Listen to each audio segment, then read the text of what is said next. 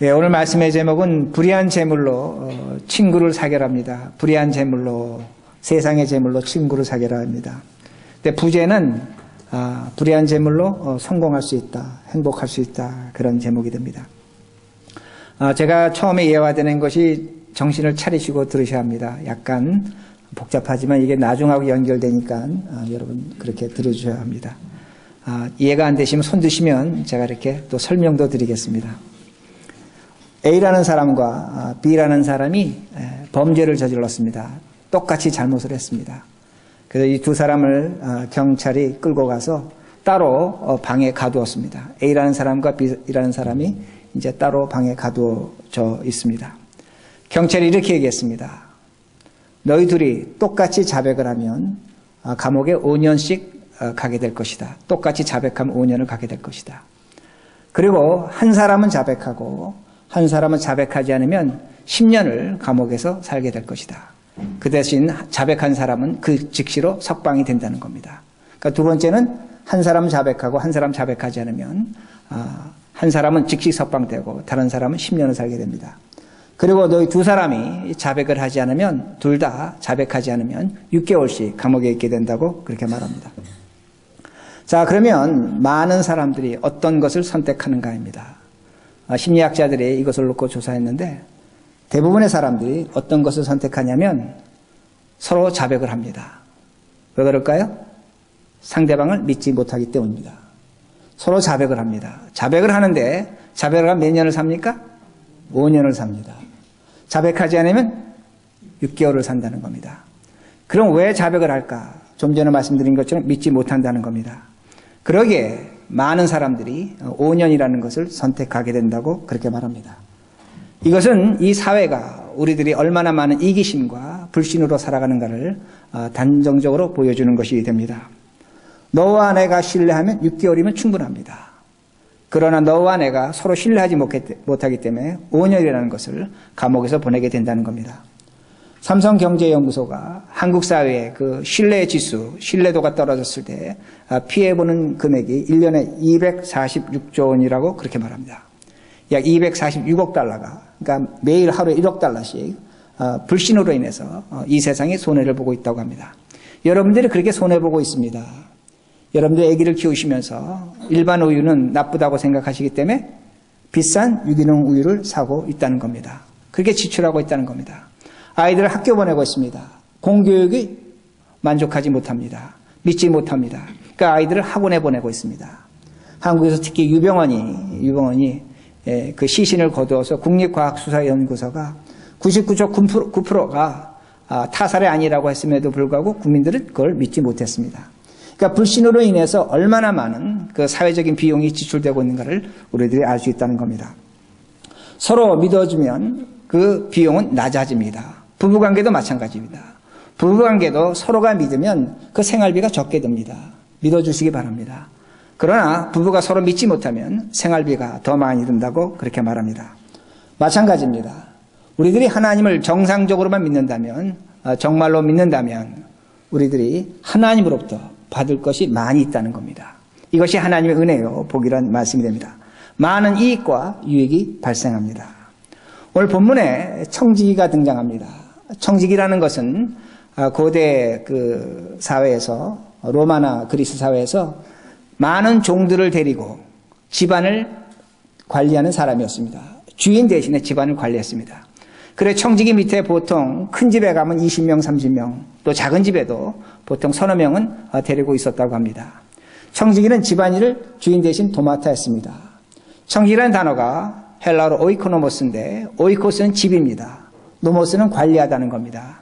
이 오이코노모스에서 이코노미, 경제라는 단어가 나왔습니다. 그러니까 청지기는 뭘 관리하는 사람은 돈을 관리하는 사람입니다. 재물을 관리하는 사람입니다. 그러기에 스튜어드, 라스트 네임 중에 스튜어드가 있다면 그 조성은 청지기입니다. 또는 우리가 많이 쓰는 매니저, 그것이 청지기라는 의미가 됩니다. 오늘 우리들은 하나님께서 우리를 청지기로 삼아주셨습니다. 베드로전서 4장 10절에 각각 은사 받은 대로 하나님의 여러 가지 은혜를 맡은 선한 청지기같이 서로 봉사하라. 그러니까 청지기는 하나님께서 우리에게 각자의 은혜를 주셨고 그 은혜 받은 것을 갖고 하나님을 섬기지만 동시에 서로 봉사하는 겁니다. 이웃을 섬기는 겁니다. 남을 섬기는 것이라고 그렇게 말씀하고 있습니다. 서로 봉사라고 말씀합니다. 근데 오늘 본문에 청지기 한 사람이 해고를 당합니다. 해고를 당하는데 어떻게 해고를 당하냐면 그 청지기가 잘못했다는 것을 어떤 사람이 주인에게 말을 전해줬습니다. 그 말을 듣고 주인이 그 청지기를 일방적으로 해고합니다. 너가 나의 물건을 낭비했다, 허비했다고 그렇게 해고합니다. 여기 아주 굉장히 중요한 신학적인 의미가 나옵니다. 오늘날 많은 신도들이 하나님은 나를 과연 어떻게 보실까? 나는 지금 이렇게 살아가는데 하나님 나를 어떻게 생각하실까? 어떻게 평가하실까? 그렇게 생각을 합니다. 답은 간단합니다. 여러분의 주변의 사람들이 여러분에게 얘기하는 것이 하나님이 평가하는 잣대라는 겁니다. 그러기에 하나님은 오늘도 우리를 청지기를 평가하시는데 사람들의 말을 듣고 내가 얼마나 내 이웃을 위해서 봉사하는가에 따라서 하나님 우리를 평가하십니다. 그러기에 오늘 청지기가 쫓겨나가는데 무엇 때문에 쫓겨나가는가? 그가 특별히 잘못한 것이 무엇인가? 다른 사람들의 말을 듣고 주인이 그를 쫓아내고 있다는 말씀이 됩니다. 오늘도 우리는 다른 사람의 말을 들으면 소문이라고 말합니다. 나를 오해하고 나를 잘못 생각하는 것이라고 그렇게 말합니다. 억울하다고 그렇게 말합니다. 그러나 하나님은 오늘 우리를 평가하실 때, 판단하실 때 그 소문을 들으시고 그 얘기를 들으시고 우리를 평가하신다는 걸 잊지 마셔야 된다는 겁니다. 그러기에 청지기가 쫓겨났습니다. 3절에 이렇게 쫓겨났습니다. 청지기가 속으로 이르되 주인이 내 직분을 빼앗으니 내가 무엇을 할까? 땅을 파자니 힘이 없고 빌어먹자니 부끄럽구나. 성경 말씀 중에 굉장히 노골적인 그런 표현이 됩니다. 쫓겨났습니다. 평생을 그 집에서 많은 종들을 데리고 힘든 일을 그들을 시켰습니다. 그리고 주인의 돈을 갖고 사채놀이를 했습니다. 근데 그 자리를 쫓겨난 겁니다. 그러니까 나는 지금 늙어서 노동할 힘도 없고 그렇다고 내가 돈을 끌어갈 그런 자격도 안 되고 돈도 없고 그러니까 내가 어떻게 살까 그렇게 이야기하고 있다는 겁니다. 그런데 아주 여기 중요한 것이 나옵니다. 성경을 보시면 주인이 그 청지기한테 뭐라고 얘기하냐면 이제 너하고 나하고 마지막 세움을 해야 된다는 겁니다. 그러니까 계산을 해서 장부책을 정리해서 나에게 갖고 오라고 말합니다. 여기 이 말씀에 아주 깊은 의미가 있습니다. 청지기 다 빼앗겼습니다. 다 빼앗겼는데 뭐만 한 권 갖고 있습니까?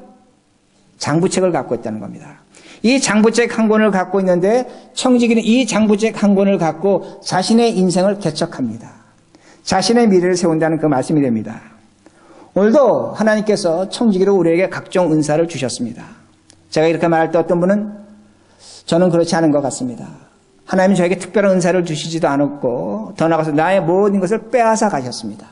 나는 아무것도 갖지 못하고 있습니다. 나는 청지기로서 살고 싶지만 하나님이 나에게 아무것도 주시지 않았습니다. 그렇게 말한다는 겁니다. 그런데 청지기 보시기 바랍니다. 다 빼앗겼습니다. 힘도 없습니다. 빌어먹을 돈도 없습니다. 뭐만 갖고 있습니까? 장부책만 갖고 있다는 겁니다. 오늘 우리 인생에 다 빼앗길 수 있습니다. 그러나 마지막에 뭘 하나 갖고 있냐면 장부책 하나를 갖고 있고 그 장부책 갖고 이제는 그 주인하고 계산할 때가 곧 다가온다는 그 말씀이 됩니다. 우리에겐 가장 중요한 것이 있습니다. 다 빼앗겨도 빼앗길 수 없는 것 가장 중요한 것이 있는데 그것이 뭐냐? 시간입니다. 시간입니다. 이것이 굉장히 중요한 겁니다. 제가 며칠 전에 그 애틀랜틱이라는 그 매거진이 있습니다. 매거진 9월 달에 보니까 기사가 제목이 나왔는데 나는 왜 75세에 죽기를 원하는가? 나는 왜 75세에 죽기를 원하는가? 그런 제목이 있었습니다. 이즈킬 임마누엘이라는 사람이 그 글을 썼는데 자신은 75세에 죽고 싶다는 겁니다. 만약에 57세에 암이 걸렸다면 자신은 항암 치료를 받겠다고 말합니다. 근데 65세에 암을 그런 어떤 스크린하는 것, 검사는 65세가 되면 더 이상 받지 않겠다고 말합니다. 그리고 75세에서 암이 걸리면 자신은 약한 진통제로 진통을 이길 뿐이지 항암 치료는 절대 받지 않겠다고 말합니다. 그리고 그가 75세에 자살을 하겠다는 건 아닙니다. 자살을 하겠다는 건 아닙니다. 그러나 그는 말하기를 자신은 75세에 죽기를 원한다고 그렇게 말합니다. 근데 그가 그렇게 말한 이유는 뭐냐면 자신의 인생의 마지막 시간에 의식이 있기를 원한다는 겁니다. 자신의 인생의 마지막 시간이 나의 시간이 되기를 원한다고 그렇게 말합니다. 그는 주변에 많은 사람들이 죽어갈 때에 각종 의료 장비를 의지해서 죽어가는 것을 보게 됩니다. 그러다 보니까 사랑하는 사람과 또한 가까운 가족들과 인사 한마디 못합니다. 슬프게 떠나보낸다는 겁니다. 그러게 그는 말하는 것이 뭐냐면 그 기사에서 나는 마지막 나의 시간을 나의 시간으로 만들기 원한다는 겁니다. 제가 이 글을 읽으면서 저도 굉장히 많이 공감을 했습니다. 여러분 기억하시겠지만 우리 한국에 살 때는 임종이라는 것이 있었습니다. 유언이라는 것이 있었습니다. 누가 돌아가실 때 온 가족들이 모여서 서로 눈물 흘리며 용서하고 화해하고 또 돌아가시는 분은 자신의 뜻을 가족들에게 전하기도 했습니다. 가족들은 그 뜻을 받들어서 서로 싸웠던 형제라도 하나가 되고 또 그 뜻을 받들어서 다시 한번 새롭게 살아가려는 그런 의지를 갖는 시간이 있었다는 겁니다. 더 나아가서 그때에 우리 믿음의 조상들은 하나님에 대해서 신앙에 대해서 자식들에게 그렇게 가르쳐주기도 했다는 겁니다. 그 마지막 때를 보면서 자식들이 힘을 얻고 또한 믿음을 얻기도 했다는 그 말씀이 됩니다. 근데 저는 최근에 저도 많은 그런 죽음의 자리에 가봤지만 유언을 남기셨다는 얘기를 거의 들어보지 못했습니다. 저는 이것이 이 시대의 비극이라고 생각합니다. 많은 사람들이 병원에서 그 각종 의료 장비에 둘러싸여서 의식 없어서 그저 돌아가시는 것을 보고 있다는 것입니다. 의식이 없기에 사랑하는 가족들에게, 친구들에게 자신의 뜻을 전하지도 못한다는 겁니다. 신앙 고백도 없다는 겁니다. 그 마지막 시간, 그 시간을 빼앗기고 있다는 겁니다. 제가 여러분에게 뭘 말씀드리냐면 그 마지막 시간만 중요한 것이 아니라 우리의 시간 자체가 중요하다는 겁니다. 제가 여러분에게 한번 다시 고백하고 싶은 건 뭐냐면 만약에 우리들이 시간만 제대로 이해하고 있다면 여러분이 오늘 가난하고 병들고 힘들고 어려울 수도 있어도 여러분 얼마든지 행복하며 기쁘게 살아갈 수 있다는 말씀이 됩니다. 시간은 인간만이 갖는 귀한 특권입니다. 시간은 인간만이 가질 수 있는 하나님이 주신 선물이라는 겁니다. 그러므로 그 시간 속에서 우리는 용서할 수 있습니다. 내가 오늘 시간이라는 걸 생각한다면 용서가 됩니다. 시간을 생각하지 않기 때문에 용서가 되지 않는 겁니다. 여러분이 오늘 시간을 생각한다면 사랑할 수 있습니다. 이해할 수 있습니다. 덮어줄 수 있습니다. 내가 오늘 그 십자가의 길을 갈 수 있다는 겁니다. 시간을 생각하지 않기 때문에 용서가 안 되는 겁니다. 이해가 안 된다는 그 말씀이 됩니다. 시간은 우리에게 용기와 희망을 줍니다. 그러게 세계를 정복한 나폴레옹은 이렇게 말합니다. 너희가 나에게 모든 것을 요구해라. 내가 황제로서 너에게 모든 것은 줄 수 있다. 그러나 시간만은 줄 수 없다고 말합니다. 시간은 하나님의 것이기 때문입니다. 그 시간 속에서 하나님을 만날 때 우리는 새로운 삶을 살 수 있는 겁니다. 그러기에 이즈케엘 임마누엘은 말하는 겁니다. 마지막 시간, 내 인생의 마지막 시간, 그 귀한 것을 내가 지키려면 나는 75세까지는 살아야 되겠다는 겁니다. 그때 그 시간을 나는 지키겠다고 그렇게 말하는 겁니다. 그러게 여러분들의 시간 속에서 용서하고 사랑해 보시기 바랍니다. 다시 말씀드립니다. 시간을 생각하고 용서하시기 바랍니다. 시간을 생각하고 사랑해 보시기 바랍니다. 반드시 기쁨이 찾아옵니다. 여러분들이 시간 속에서 욕심을 버리시기 바랍니다.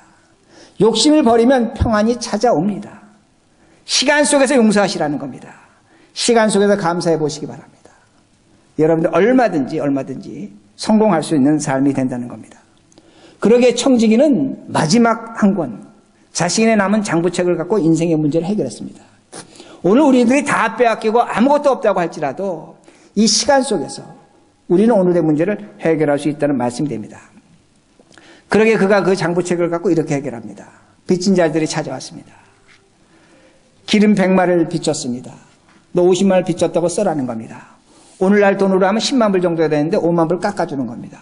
5만 불만 주인에게 갚으라는 겁니다. 그리고 밀을 빚졌습니다. 밀을 빚졌는데 얼마를 빚졌냐? 오늘날 돈으로 계산하면 25만 불 정도입니다. 너 그러지 말고 5만 불 내가 제해줄 테니까 20만 불만 갚으라는 겁니다. 왜 이렇게 했습니까? 이 불의한 청지기는 이렇게 돈을 깎아주고 나중에 자기가 힘이 없고 빌어먹을 것이 없을 때 이렇게 깎아준 사람들 집에 가서 살겠다는 겁니다. 거기서 먹을 것을 얻겠다는 겁니다. 거기서 빌부터 살겠다는 겁니다. 그런데 성경은 놀라운 것을 보여줍니다. 뭐라고 8절에 말씀하냐면 주인이 불의한 청지기를 지혜롭다고 칭찬했습니다. 주인은 자신의 것을 빼앗은 것 같습니다.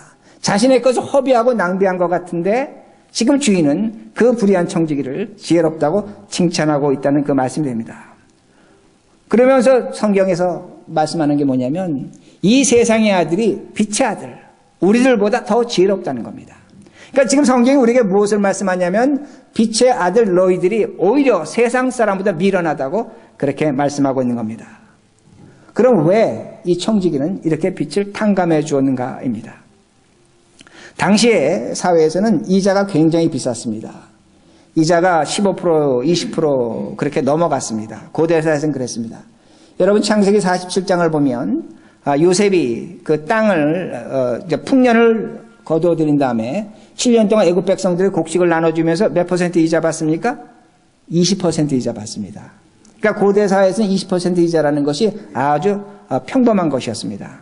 제가 미국 처음 왔을 때 1981년도인가 그때 집을 어떻게 이제 구입을 했는데 뭐 우리 아버님이 했지만 그때 제 기억에 이자가 17% 낸 걸로 기억합니다. 오늘과 같은 그런 이자가 아니었습니다. 굉장히 비쌌습니다. 하여튼 그런 시대가 있었습니다. 그러니까 이 빚진 자들이 몇 번 그 이자를 갚지 못하고 원금을 갚지 못하면 그냥 뺏기는 겁니다. 그냥 뺏기는 겁니다. 그럼 고대 사회에서 빚을 갚지 못하면 어떻게 되면 노예로 팔려갑니다. 노예로 팔려가면 그 노예로 팔아서 그 사람을 팔아서 그 사람의 몸값이 빚값보다 더 나오면 좋을 텐데 빚값보다 낮게 나오면 누가 손해봅니까? 돈 빌려준 사람이 손해본다는 겁니다. 손해보게 돼 있다는 겁니다. 그러기에 지금 왜 이렇게 지금 성경이 지혜롭다고 얘기하는가? 지금 성경이 뭘 얘기해 주냐면 이 빚진 자들은 아마도 노예로 팔려가기 직전에 그만큼 빚진 자일지도 모릅니다. 그러니까 주인이 지금 이 사람을 칭찬하고 있습니다. 지혜롭다고 칭찬하고 있습니다. 첫째는 뭐냐면 내가 받을 수 없는 원금을 지금 받아주고 있다는 거예요. 깎아줘서 받아주고 있다는 거예요. 원금이라도 건지고 있다는 겁니다. 두 번째는 이 사람 빚진 자가 노예가 되는 것을 막아주고 있습니다. 고대 사회에서 시민이 노예가 되면 사회의 큰 불안 요소였습니다. 그래서 노예가 되는 걸 막아야 하는데 막지를 못했습니다. 그래서 많은 정변이 있었습니다. 그런데 지금 이 불의한 청지기에 의해서 한 시민이 자신의 가정을 지키고 직장을 지키고 일터를 지킵니다. 왜냐하면 빚을 깎아줬기 때문입니다. 그러게 주님이 보실 때 지혜롭다고 말하는 겁니다. 그 세 번째 지혜로운 것이 뭡니까? 자기 먹을 것, 자기 입을 것, 자기 잠잘 곳을 준비했다는 겁니다. 그러니까 지금 지혜로운 종이라고 그렇게 말씀하고 있다는 겁니다.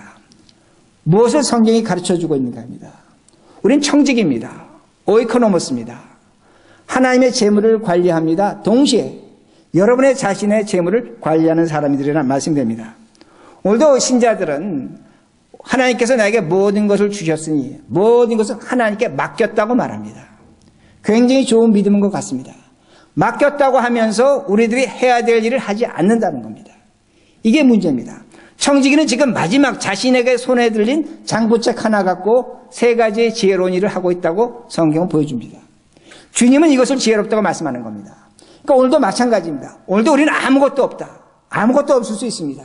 그러나 이 시간 속에서 이 맡겨준 시간이라도 우리가 충실하게, 정직하게, 착실하게 사용한다면 우리는 오늘도 하나님께 영광을 돌릴 수 있는 것이고 내 이웃에게 좋은 일을 할 수 있는 것이고 유익이 되는 일을 할 수 있는 거고 더 나아가서 나에게 유익이 되는 일을 할 수 있다는 것을 분명히 가르쳐주고 있습니다.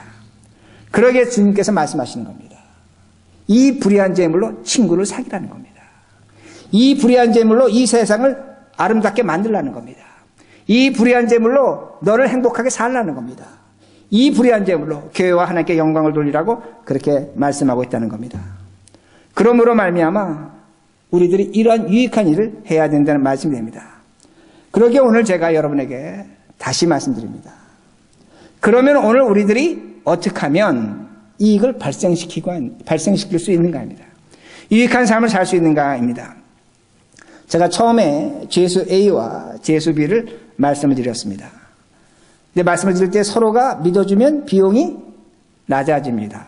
서로가 믿어주지 못하면 비용이 높아집니다. 제가 어제 결혼식을 갔는데 결혼식 주례사 중에 그 주례하시는 목사님께서 아주 재미있는 얘기를 하셨습니다. 두 사람이 앞으로 결혼하면 통장을 하나로 가지라는 겁니다. 하나로 만들라는 겁니다. 하나로 만들어야지만 너희들이 행복할 수 있다고 그렇게 말을 했습니다. 근데 제가 아는 한 젊은 부부가 있는데 미국 애들입니다. 근데 미국 사람들이 애들이 아니라 부부니까 사람들이죠. 사람들인데 통장을 따로 갖고 있습니다. 그리고 모든 걸 다 나눠냅니다. 그럼 옆에서 보면 불안합니다. 언제 어떻게 깨질지 모른다는 겁니다. 그러니까 통장을 따로 갖고 있다는 것은, 돈을 따로 갖고 있다는 것은 서로를 믿지 못한다는 겁니다. 서로를 신뢰하지 못한다는 것을 알 수가 있습니다. 뭐 보험이건 뭐건 상대방의 이름이 없습니다. 자신의 뭐 가족 이름으로 다 그렇게 올려놓은 것을 볼 수가 있습니다. 그런데 어떤 것이 가장 장기적으로 이익이 되는가? 믿어주는 겁니다. 남편이 돈을 못 벌 수도 있고 아내가 돈을 못 벌 수도 있습니다. 그러나 서로 믿는다면 통장을 하나로 가져야 한다는 그 말씀이 됩니다. 서로가 통장을 하나로 가질 때 장기적으로 보면 벼랑간 돈이 많이 생겨서 이익이 되는 것이 아니라 장기적으로 보면 저절로 이익이 된다는 그 말씀이 됩니다. 제가 이제 이렇게 말씀을 드리겠습니다. 제가 좀 전에 A와 B를 말씀드렸는데 A와 B가 서로 믿지 못하면 어떻게 됩니까? 그 믿음의 지수가 떨어짐으로 말미암아 많은 비용을 지출합니다. 근데 서로가 믿어주면 5년 살 것을 6개월 살고 나올 수 있다는 말씀이 됩니다. 그런데 이때에 한쪽이 이렇게 합니다. 한쪽이 상대방을 믿습니다. 그 사람은 어떻게 합니까? 그러면 죄를 고백하지 않습니다. 그럼 그 사람은 몇 년 삽니까? 10년 삽니다. 근데 상대방을 믿지 못한 사람은 어떻게 삽니까? 바로 석방이 됩니다. 누가 손해봅니까? 상대방을 믿어준 사람이 10년 살기 때문에 손해본다는 겁니다. 이해가 되시죠? 복잡하세요? 이제 이해가 되셔요. 제가 지금 그래서 처음에 말씀드릴 때 첫 부분하고 이 부분을 이해하셔야 된다고 말씀드렸는데 다시 말씀드릴게요. 두 사람이 서로 자백을 하면 몇 년? 5년이죠. 5년이고 한 사람이 자백하고 한 사람이 자백하지 않으면 자백한 사람은 아니죠. 자백한 사람은 바로 석방, 자백하지 않은 사람은 10년. 둘이 서로 자백하지 않으면 6개월입니다. 어렵군요.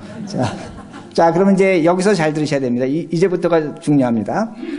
그런데 두 사람 중에 한 사람이 자백을 하지 않았습니다. 그럼 그 사람 몇 년 삽니까? 10년 삽니다. 자백한 사람은, 믿지 못해서 자백한 사람은 바로 석방이 됩니다. 상대방을 믿었기 때문에 자백하지 않았기 때문에 10년을 살게 된다는 겁니다. 우리가 볼 때는 피상적으로 그 사람이 손해봅니다.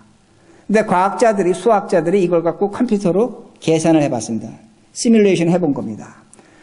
장기적으로 가보면 어떤 일이 생기냐면 사람을 믿지 못한 사람은 끝까지 믿지 못합니다. 그럼 끝까지 그는 몇 년을 살아야 됩니까?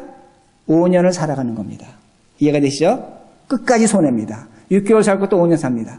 그런데 사람을 믿는 사람은 장기적으로 보면 믿었기 때문에 그 믿음에 체질화되고 굳어지면서 그 사람에게는 어떤 현상이 나타나냐면 이익이 발생합니다. 오랜 시간이 지나가면 수학적으로 약 35%에서 40% 이익이 믿지 않은 사람보다 더 많이 발생한다고 그렇게 이야기합니다. 자, 이건 두 사람의 관계입니다. 그럼 제가 이제 이렇게 예를 들겠습니다. 우리 한국 사회는 부조가 있는데, 부조가 있죠? 결혼하면 부조합니다. 근데 내가 어떤 사람한테 청첩장을 받았습니다. 청첩장을 받았는데, 가도 되고 안 되는 그런 관계가 됩니다. 그런데, 가도 되고 안 되는 관계인데, 내가 청첩장을 받고 그 결혼식에 갔습니다. 그리고 이 다음에 나의 자식의 결혼식에 그 사람이 올 수 있습니다. 나는 갔지만 두 번째는 그 사람이 오지 않을 수도 있습니다. 세 번째, 그 사람에게 청첩장을 받았는데 내가 가지 않았기 때문에 그 사람도 오지 않습니다. 그렇죠? 세 번째, 내가 가지 않았는데 그 사람은 내 결혼식에 올 수 있습니다. 자, 그러면 우리가 피상적으로 놓고 보면 어디가 가장 큰 손해보냐면 나는 그 결혼식에 갔음에도 불구하고 그 사람이 오지 않았으면 나는 손해봤습니다. 그렇죠? 부짓돈을 나는 했음에도 불구하고 그 사람은 부주하지 않았다는 겁니다. 그런데 과학자들이, 수학자들이 이걸 다시 컴퓨터로 계산을 해봤습니다. 심리학자들이. 계산을 해보니까 누가 가장 크게 이익을 받냐면 상대방이 결혼식에 오지 않았음에도 불구하고 내가 그 결혼식에 갔을 때, 부주를 했을 때 가장 큰 이익을 본다고 합니다. 왜 그런지 아십니까? 공동체라는 겁니다. 제3자라는 겁니다. 다른 사람들이 보고 있다는 겁니다. 다른 사람들이 보고 있다는 겁니다. 다른 사람들도 마찬가지입니다. 다른 사람들도 이익을 보기 원하는데 그 이익을 나를 통해서, 즉 다른 사람의 결혼식에 가지 않았음에도 불구하고 가는 나를 통해서 최소한의 이익을 보기를 원한다는 겁니다. 그러기에 이걸 뭐라 그래요? 레피테이션 밸류라고 합니다. 평판 수치라고 합니다. 오늘 내가 그 평판 수치가 높으면 그만큼 나는 이익을 많이 보는 겁니다. 내가 오늘 이 세상 살면서 평판 수치가 낮으면 그만큼 나는 손해를 볼 수밖에 없다는 겁니다. 이것이 과학자들이 계산한 방법이라는 그 말씀이 됩니다. 오늘 우리는 혼자 사는 것이 아닙니다. 너와 내가 둘이 사는 것이 아니라 어떤 커뮤니티 공동체 속에 우리는 함께 살아가고 있다는 말씀이 됩니다. 그러기에 사람들은 이걸 지켜보고 있습니다. 이걸 바라보고 있다는 것입니다. 그러기에 옛말에 무슨 말이 있습니까? 우리 조상들이 많이 하시던 말씀이 부모가 덕을 쌓으면 누가 복을 받습니까? 자녀가 복을 받습니다. 헛된 말이 아니라는 겁니다. 그러니까 오늘 내가 그 평판 수치가 높여놓을수록 그 평판 수치에 따른 이익은 증대가 된다는 겁니다. 근데 그 방법은 뭡니까? 내가 손해보는 겁니다. 내가 빼앗기는 겁니다. 내가 나눠주는 겁니다. 내 것을 주는 겁니다. 그러게 주님께서 말씀하시기를 청지기는 서로 봉사라고 그렇게 말씀하시는 겁니다. 이것이 우리가 복을 받는 길이라는 말씀이 됩니다. 오늘도 상대방이 나의 이익과 관계없이 상대방을 대접하셔야 됩니다. 상대방을 섬겨야 된다는 그 말씀이 됩니다. 그렇다면 이 세상의 원리와 법칙도 뭐냐면 반드시 제3자를 통해서 우리에게 많은 이익과 유익을 준다고 그 심리학자들은, 수학자들은 그렇게 계산해 놓고 있다는 말씀이 됩니다. 그러게 누가복음 6장 31절에 이렇게 말씀하십니다. 남에게 대접을 받고자 하는 대로 너희도 남을 대접하라. 내가 오늘 감옥에서 10년 살 수 있습니다. 손해보는 것 같습니다. 절대로 손해보지 않는 겁니다. 이것이 우리의 이익을 가장 극대화시키는 방법이라고 그렇게 말씀합니다. 그러니까 내가 먼저 남을 대접해야 됩니다. 내가 먼저 그를 위해서 내가 고백하지 말아야 됩니다. 그를 믿어줘야 된다는 겁니다. 그럴 때 내 믿음의 지수가 높아지면서 내 삶 속에서 각종 필요 없는 불필요한 비용들이 제거된다는 그 말씀이 됩니다. 그러므로 10절을 보시기 바랍니다. 이 말씀 중요한데 10절 우리 성경을 펴겠습니다. 누가복음 16장 10절부터 우리 12절까지 같이 있습니다. 시작. 지극히 작은 것에 충성된 자는 큰 것에도 충성되고 지극히 작은 것에 불의한 자는 큰 것에도 불의하니라. 너희가 만일 불의한 재물에도 충성하지 아니하면 누가 참된 것으로 너희에게 맡기겠느냐. 너희가 만일 남의 것에 충성하지 아니하면 누가 너희의 것을 너희에게 주겠느냐. 그러니까 성경은 우리에게 분명히 말씀합니다. 너가 오늘 이 세상 살면서 세상의 재물, 이 불의한 재물은 영어로 보면 월들리입니다. 그러니까는 악하다는 그런 의미보다도 세상의 것입니다. 세상의 돈입니다. 거기에 충성하지 않으면 어떻게 하나님이 하늘에 참된 것, 하늘의 복, 하늘의 믿음, 하늘의 생명, 거룩한 것을 주시겠냐고 우리에게 분명히 말씀하십니다. 그러기에 오늘 우리에게 주어진 것들, 여러분이 청지기로서 여러분이 맡은 재물들이 있습니다. 그 재물들을 여러분들이 하나님을 위해서, 내 이웃을 위해서 먼저 사용하시기 바랍니다. 그것이 여러분에게 가장 큰 이익이 되는 것이고, 그리고 마지막에 그것이 나를 위해 사용한다는 것을 잊지 마시라는 말씀이 됩니다. 그리고 13절 제가 말씀 읽어드리고 마칩니다. 여기 보세요. 집 하인이 두 주인을 섬길 수 없나니 혹 이를 미워하고 저를 사랑하거나 혹 이를 중히 여기고 저를 경히 여길 것입니다. 너희는 하나님과 재물을 겸하여 섬길 수 없느니라. 왜 주님께서 이렇게 말씀하시는가 합니다. 우리는 하인이 아닙니다.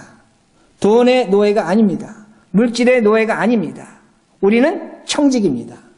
하나님이 오늘 나에게 맡겨주신 것들입니다.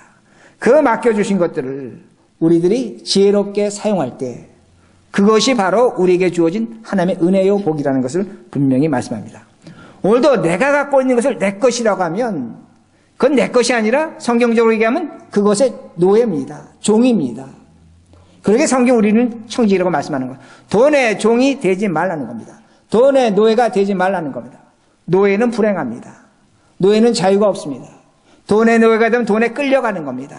돈이 내 주인 노릇하는 겁니다. 그것에 따라 웃고 웃으며 살아가는 겁니다. 불행한 인생입니다. 그것이 저주요, 그것이 심판입니다. 그러나 오늘 내가 청지기로서 그것을 지혜롭게 사용한다면 그것은 바로 하나님께 영광이요, 이 사회에 도움이 되는 것이고 내 자신이 복을 받는 길이라는 것을 성경이 분명히 가르쳐주고 있습니다. 오늘 이 말씀에 따라서 여러분이 돈에 청지기로서 살아가시는 우리 모두가 되길 바랍니다. 기도하시겠습니다.